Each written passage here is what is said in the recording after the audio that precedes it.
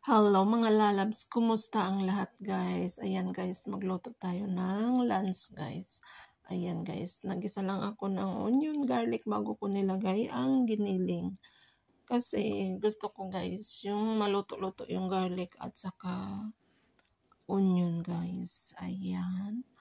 Siyempre, patuyo-tuyuin muna natin yung giniling natin na beef. At ipa-brown muna natin kasama yung onion, garlic. At syempre, lagyan na rin natin ng mga powder na pangpalasa. At syempre, nilagay ko na rin yung Maggi cubes. Kasi ayan, di mawala sa atin yung mga Maggi cubes guys.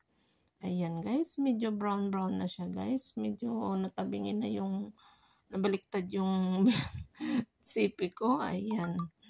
Igisa muna natin. Tapos, yung kamatis ko guys ay biniblend ko kasi ayaw ng alaga ko na ang kamatis ay malalaking hiwa. So, biniblend ko siya. Siyempre, ayan, niluto-luto ko muna guys. Tapos, lagyan ko ng tomato sauce.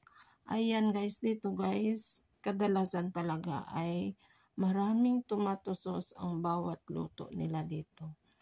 Ayan.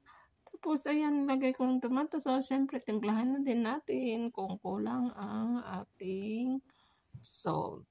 Ayan.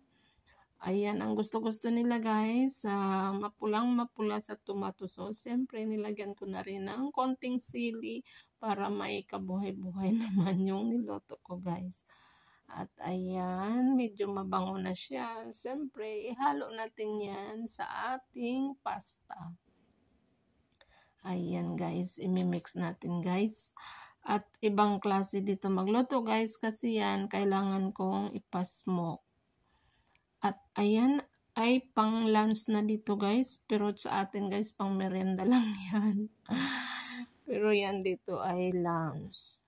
Siyempre yung sili natin ay parang pampabango lang. Hindi natin pwedeng hiwain para walang anghang kasi ayaw ni alaga. Ang decoration lang yung sili natin. Siyempre, ang bango-bango guys. Tapos, ayan, yummy. Ganyan lang guys, kasimple guys, ang luto nila ng pasta. Thanks for watching. Bye! And follow for more.